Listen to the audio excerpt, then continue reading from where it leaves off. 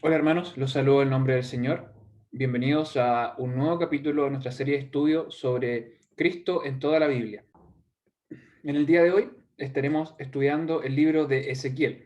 Dentro de nuestro contexto del Antiguo Testamento, ya hemos comenzado con el estudio de los profetas mayores y el día de hoy estaremos viendo Cristo en el libro de Ezequiel. En primer lugar, debemos referir, cuando hablemos de Ezequiel, a los profetas mayores. Y dentro de los profetas mayores debemos dividirlos según el lugar de su ministerio. En primer lugar, le encontramos los profetas cuyo ministerio se desarrolló en Jerusalén, o en general en el reino de Judá, en el reino del sur, y los profetas cuyo ministerio se desarrolló principalmente en Babilonia, en el exilio.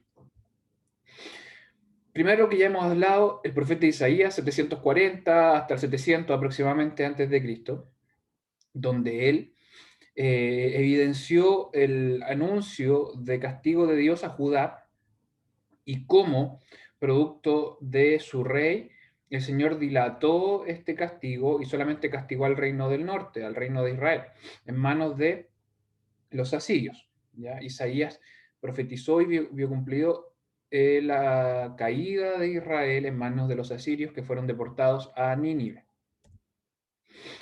Casi entre 50 y 100 años después encontramos al profeta Jeremías, del 650 al 585. Sus ministerios nunca alcanzaron a traslaparse. Jeremías vio cumplido finalmente el anuncio original de Isaías sobre que el reino de Judá, el reino del sur, iba a ser invadido y destruido, lo que nosotros veíamos en el libro de Lamentaciones como la destrucción de Jerusalén. Durante el ministerio de Jeremías encontramos entonces la invasión babilónica y las dos oleadas de deportaciones. En primer lugar, el rey, la nobleza, entre los cuales destacamos a Daniel y Ezequiel, que fueron exiliados en estas primeras dos oleadas. Y finalmente, con la destrucción definitiva. Con eso, ya destruido Jerusalén, nos trasladamos a Babilonia, los ministerios en Babilonia. Y aquí encontramos a Daniel, el profeta Daniel, cuyo ministerio se desarrolla entre el 605 al 522. O sea, él vio el retorno a Jerusalén. Su ministerio alcanzó a desarrollar la vuelta a Jerusalén. Aproximadamente esto fue el 546 a.C. con Edras y el rey Zorobabel. Entonces Daniel desarrolló este ministerio, un largo ministerio, recuerden, lo vamos a ver la próxima semana desde joven hasta ya muy viejo, y Daniel alcanzó a volver a Jerusalén, así lo evidencia su libro. Y dentro del largo ministerio de Daniel en Babilonia, también encontramos el breve ministerio de Ezequiel, 25 años, ya lo que vamos a hablar hoy día, de Ezequiel. Finalmente regresan al exilio, no tenemos mayores antecedentes si Ezequiel también retornó junto a Esdras y Daniel a Jerusalén. Pero aquí tenemos los cuatro profetas mayores. Este es el desarrollo temporal y según el lugar en el que desarrollaron su ministerio. De esta manera, ya contextualizado, hablemos del libro de Ezequiel. ¿Qué significa Ezequiel? Obviamente el libro lleva por título el nombre del profeta cuyo ministerio y profecía, sobre todo, se desarrollan en este libro. Ezequiel significa Dios hace fuerte. En el mismo libro de Ezequiel nos muestra esto porque está Ezequiel en Babilonia y el pueblo, como que pese a estar en el cautiverio, igual eran muy reacios a darse cuenta lo mal que había actuado el pueblo, lo mal que habían actuado sus padres o ellos mismos, y cómo eran de merecedores del castigo. Entonces el Señor les dice, anda y te voy a dar un ceño fuerte, un rostro fuerte, porque te va a costar hablar con ellos. Son un pueblo muy duro. Entonces, viene especialmente bien el nombre de Ezequiel, Dios hace fuerte, porque parte esencial del ministerio de Ezequiel fue cómo Dios le daba la fuerza para poder cumplir su mandato. ¿Quién era Ezequiel?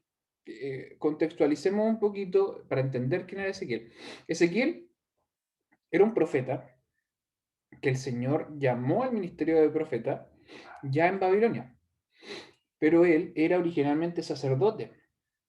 Él no alcanzó a oficiar como sacerdote porque la edad de inicio del oficio sacerdotal era los 30 años.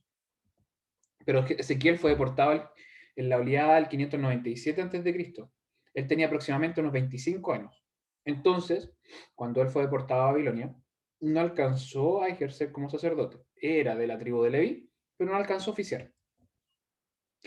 Fue deportado entonces en la primera oleada que yo les decía, junto a la realeza, el rey Joaquín, la familia real y otros nobles, en los que se destaca también Daniel. Y ya en Babilonia, a los 30 años, Dios lo llamó al ministerio de profeta. Ahí fue en Babilonia que el Señor lo llamó a este ministerio que aproximadamente duró unos 25 años. Sobre la autoría del libro, como ya nos hemos encontrado en otras veces, no existe autoría explícita en el libro. O sea, no dice libro escrito por Ezequiel, como es el caso de algunos libros. Por ende, podríamos decir que es un libro aparentemente anónimo. Lo que sí es cierto que el lenguaje y la estructura del libro en general apunta a un sacerdote. La forma en que lo organiza, en que organiza la escritura del libro, obedece a un estilo sacerdotal. Podríamos entonces apuntar sin mayor complicaciones a Ezequiel como el autor del propio libro que lleva su nombre. ¿Cuáles son los temas principales que desarrolla Ezequiel? Recordemos, un ministerio que duró 25 años en Babilonia, en un pueblo que estaba en pleno exilio. Cuando Ezequiel estaba en Babilonia, habían ocurrido las primeras 2 oleadas de deportación. Aún había, entre comillas, benevolencia con Jerusalén por parte del imperio babilónico. Pero en ese caso, él ya estando en Babilonia, él profetizaba de que Jerusalén no iba a escapar del castigo, que iba a llegar el juicio, que iba a ser destruida. ¿Por qué? Porque el pueblo realmente tenía un pecado gravísimo. El pueblo delante de Dios había pecado gravemente y merecía un castigo. No iba a estar exento de castigo el pueblo de Judá. Entonces, Ezequiel les dice, va a ser castigado. Castigo por su pecado va a llegar sí o sí. ¿Por qué era importante este tema, esta profecía de Ezequiel? Porque muchos deportados en Babilonia creían que iba a ser corto, que el exilio iba a ser corto. Que en el fondo Nabucodonosor, el imperio babilónico, iba a tener piedad de Jerusalén y el Señor finalmente iba a hacer que los deportados volvieran. Y que lo más grave de todo el drama con Babilonia iba a ser los deportados. ¿Quiénes habían propiciado esta visión? Muchos falsos profetas. Muchos falsos profetas hablaban sobre el fin del castigo, hablaban sobre el fin al exilio, pero eran solamente falsos profetas. Y entre ellos se levanta Ezequiel diciendo, no, yo vengo realmente en nombre de Dios a decirles, Jerusalén va a caer. Luego, estando Ezequiel profetizando sobre la caída de Jerusalén, llega un emisario desde Jerusalén, lo vemos en el mismo libro, y contando de que había caído Jerusalén, que había sido destruida. Ya una vez cumplida la profecía de la que había hablado Ezequiel, comenzó a enfatizar oráculos o profecías contra el resto de las naciones, que después vamos a detallar qué naciones. ¿Cuál fue el contraste de esto? La diferencia sobre el pacto. Porque aun cuando el Señor estaba castigando a Judá y había castigado a Israel, él tenía un pacto para con ellos. No los iba a desechar completamente, siempre iba a guardar un remanente, siempre iba a tener misericordia y no los iba a desechar para siempre. A diferencia de otras naciones, que no eran el pueblo escogido de Dios. ¿Ya? Entonces no estaban bajo las promesas de este pacto. De ahí que la profecía contra las naciones extranjeras pudiesen ser inclusive mucho más severas. En cambio, en contraste con esta severidad, Israel le tocaba, o Judá específicamente, le tocaba gracia y misericordia por ser su pueblo, en la que Ezequiel enfatiza una futura restauración, donde no va a desechar para siempre a su pueblo, sino que futuramente va a ser restaurado. Esta estructura de castigo, arrepentimiento, juicio, juicio sobre Jerusalén, juicio sobre las otras naciones, restauración final para Israel, el Israel espiritual, es la misma estructura que encontramos ya en el libro de Isaías, profeta mayor, que hace 2 semanas estuvimos analizando, y que en el futuro vamos a analizar en el profeta menor en Sofonías. Esta estructura de contra Israel, contra las naciones, pero Israel finalmente tendrá una restauración, es la misma estructura de estos otros libros. Hablando de estructura, un bosquejo general del libro. Un largo libro, por algo es profeta mayor, pero podamos resumirlo en algunos puntos importantes. En primer lugar, el libro nos señala el llamado y envío de Ezequiel, donde ocurre una visión maravillosa que lo recomiendo leer en los primeros capítulos de Ezequiel, la visión del trono de Dios. En segundo lugar, el énfasis en la profecía de Ezequiel, sobre Judá y Jerusalén. En general contra Jerusalén y su tierra.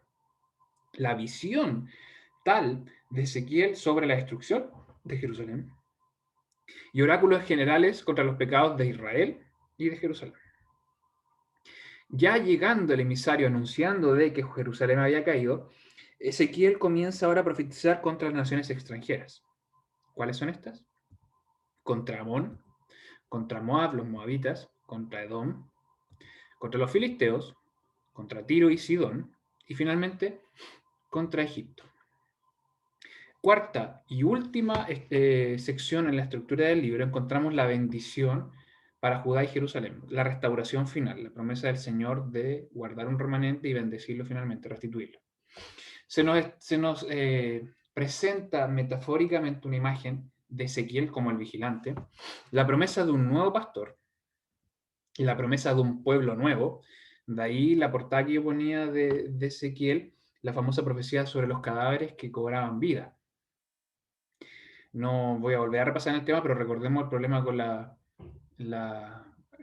los significados literales versus el significado espiritual muchas veces. No hay que alegorizar cosas que no lo son.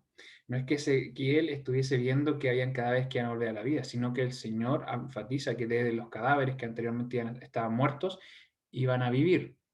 Va a establecer de esta forma un pueblo nuevo.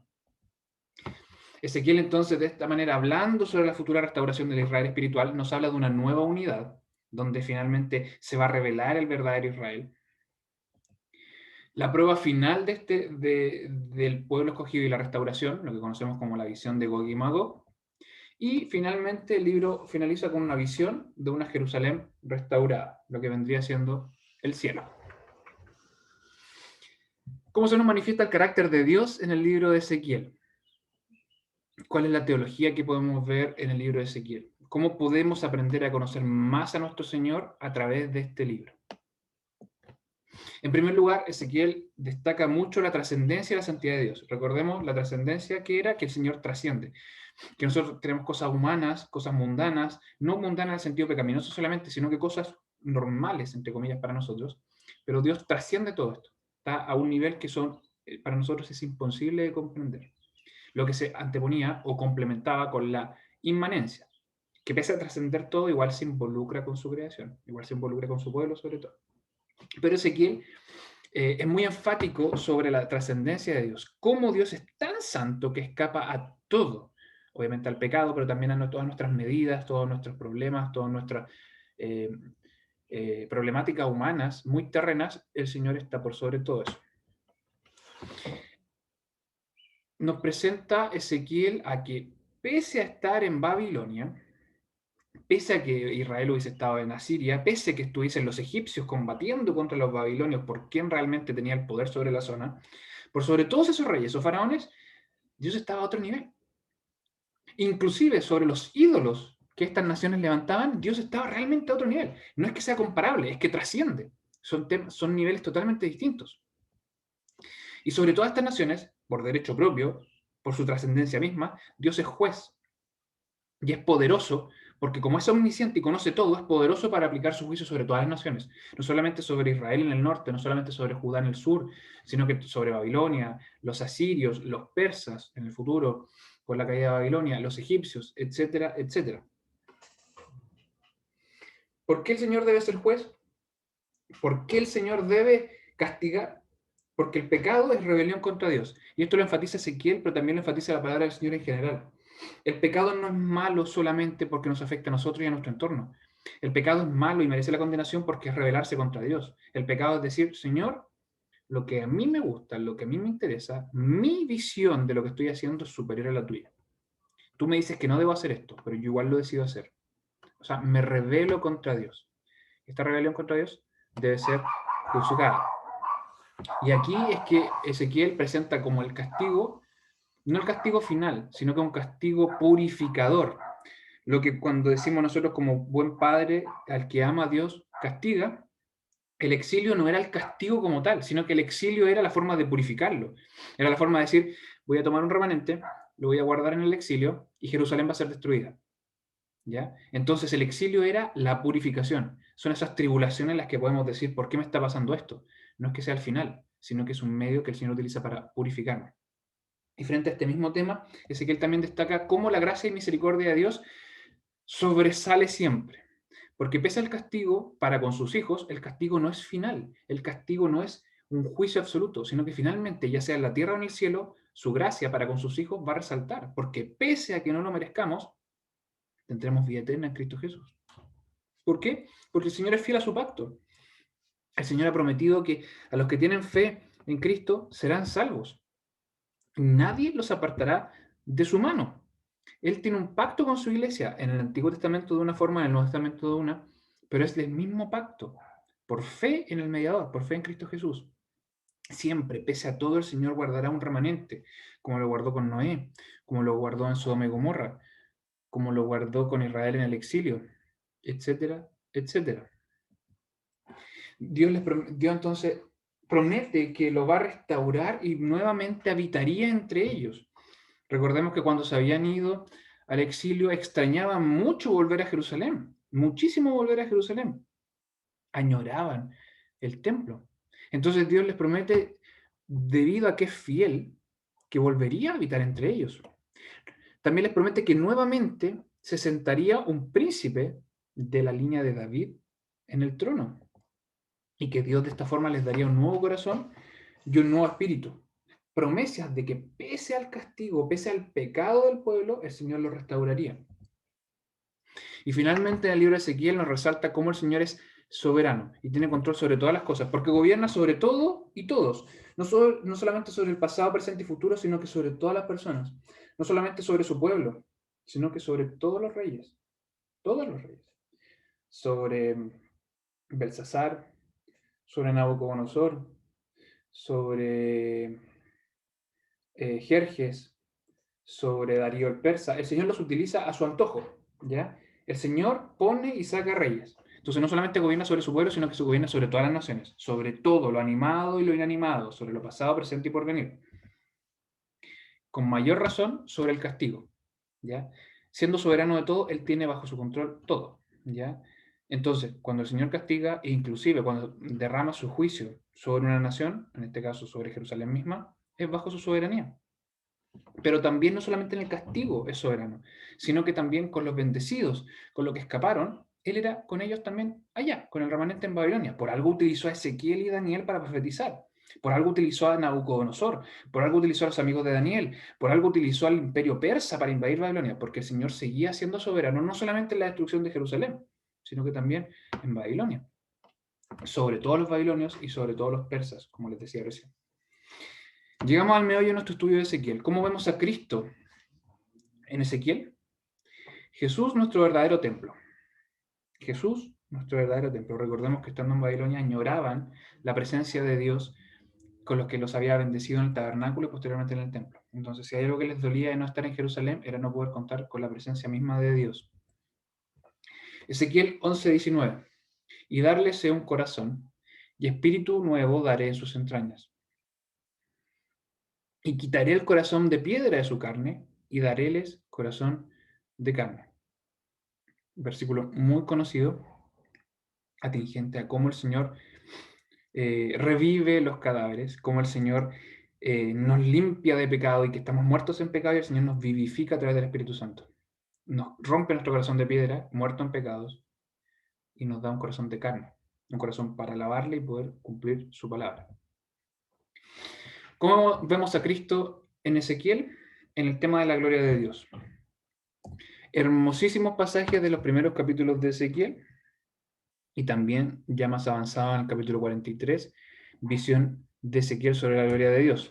En el capítulo 43, algunos versículos, dice: llevóme luego a la puerta que mira hacia el oriente, y he aquí la gloria de Dios de Israel, que venía de hacia el oriente. Y su sonido era como el sonido de muchas aguas, y la tierra resplandecía a causa de su gloria. Y la visión que vi era como la visión, como aquella visión que vi cuando vine para destruir la ciudad. Y las visiones eran como la visión que vi junto al río Chebar, y caí sobre mi rostro. Esta visión que tiene Ezequiel de la gloria de Dios es una visión que simplemente no puede manifestar en palabras. Al final son sensaciones, son ruidos, son luces, son sensaciones que lo estremecen, porque se da cuenta de que al igual que Moisés frente al zarza ardiente, él era indigno de estar ahí. Entonces siente una presión que lo abruma y lo único que a lo que llega es a caer sobre su rostro. Con una manera humilde, la misma que tenemos en nuestra oración, de decir, no soy digno de estar aquí, no soy digno de dirigirte la palabra. Esta visión de Ezequiel, tan estremecedora de la gloria de Dios, es simplemente una sombra de la gloria que había de ser manifestada en el Nuevo Testamento. Juan 1.14, ¿qué nos dice? Y aquel verbo, que en el principio siempre ha sido y era Dios mismo, fue hecho carne y habitó entre nosotros. Y vimos su gloria, gloria como el unigénito del Padre, lleno de gracia y de verdad. Entonces Ezequiel, cuando se cae al suelo, por los sonidos, por la sensación, por las luces, por el estremecimiento de esta visión de la gloria de Dios, se encarna en Cristo Jesús y habitó entre nosotros, y comió junto a nosotros, y vivió y sufrió por nosotros. Esta sombra, esto que tanto estremecía a los profetas, se encarnó, ¿ya? Se encarnó.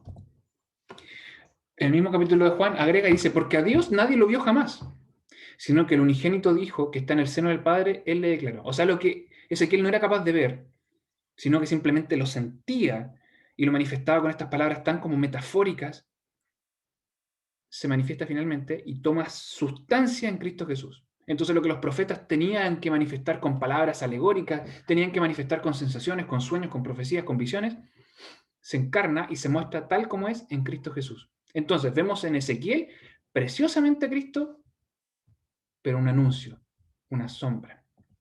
En segundo lugar, vemos la promesa de restauración de Dios en medio de su pueblo. Ezequiel, recordemos, ve la gloria de Dios y manifiesta un templo celestial. En el capítulo 41 él tiene una visión sobre muchas medidas, características de este templo. Obviamente, desde tiempos inmemoriales, se ha intentado dar un significado a esto con las medidas, qué significan las medidas, etc. En general, el templo representa perfección, santidad, medidas absolutas de Dios, etcétera, etcétera, pero el significado como tal es Dios habitando en su perfección y en su santidad. Pero ellos estaban en Babilonia. ¿Cómo iba a ser restaurado el templo? En el Emanuel. He aquí la Virgen concebirá y parirá un hijo y llamará su nombre Emanuel, que declarado es con nosotros Dios. Y en Juan 2.19, Cristo hablando, respondió Jesús y les dijo, destruid este templo y en 3 días lo levantaré. Cuando Ezequiel mira y nos describe el templo en el cielo, mi pregunta es, ¿cuál es el significado del templo? El templo real, no el templo al que nosotros llamamos ahora actualmente, sino que el templo que era para los judíos. Era el lugar donde habitaba Dios. Era el lugar que él estableció para que su pueblo se contactara directamente con él. Pero esto fue abolido una vez que vino Cristo. Entonces, cuando nosotros estemos en el cielo, ¿qué es lo que llena la presencia de Dios? ¿Qué es lo que media para poder estar frente a Dios? ¿Qué es lo que nos permite tener la santidad absoluta del lugar santísimo, por así decirlo? Es Cristo. Es Cristo. Porque Cristo se encarnó y dijo, Dios con nosotros. Y él mismo se llamó a sí mismo el templo. A él se refería a él mismo como el templo. Entonces, cuando Ezequiel promete la restauración de Dios en medio de su pueblo, se refiere a Cristo. ¿Ya? Se refiere a Cristo. La real presencia de Dios a través del arca en el lugar santísimo es Cristo. Esto es, recordemos nuevamente, solamente un misterio, una sombra, cuyo cumplimiento es Cristo. Entonces, cuando vayamos al cielo, nuestro templo es Cristo. ¿Ya? Nuestro templo es Cristo. Lo que llena el cielo y lo que realmente representa el templo para nosotros es Cristo. ¿Ya? La profecía de Ezequiel de restauración del templo es Cristo mismo. En tercer lugar, vemos a Cristo en el libro de Ezequiel con la mención a los falsos pastores. En el libro de Ezequiel en general encontramos varias menciones sobre administradores, por así decirlo, del pueblo de Dios. En la Biblia del Antiguo Testamento encontramos varios. Encontramos para el pueblo de Israel los jueces, los profetas en cierta forma, los sacerdotes, los reyes. Pero también dentro de ello no solamente habían malos administradores, sino que también habían falsos administradores. En Ezequiel 34, algunos versículos, dice, Hijo del hombre, profetiza contra los pastores de Israel profetiza y dile a los pastores, así ha dicho el Señor Jehová, ay de los pastores de Israel que se apacientan a sí mismos. ¿No apacientan los pastores los rebaños? O sea, el Señor dice así que él profetiza contra los que están administrando pésimamente, lo que no están haciendo, o simplemente no fueron llamados para esto. Porque están haciendo cualquier cosa, servirse a ellos mismos, pero no servir a mi pueblo, dice el Señor. Y continúa, porque así ha dicho el Señor Jehová. He aquí yo requeriré mis ovejas y las reconoceré. Como reconoce su rebaño el pastor el día que está en medio de sus ovejas esparcidas. Así reconoceré mis ovejas y las libraré de todos los lugares en que fueron esparcidas el día del nublado y de la oscuridad. Entonces, ¿qué se nos presenta acá? El pastor definitivo diciendo, los falsos pastores lo han hecho mal. Voy a venir yo y voy a juntar a todas mis ovejas. Esto nos profetiza Ezequiel, el nuevo pastor, el gran pastor, el buen pastor.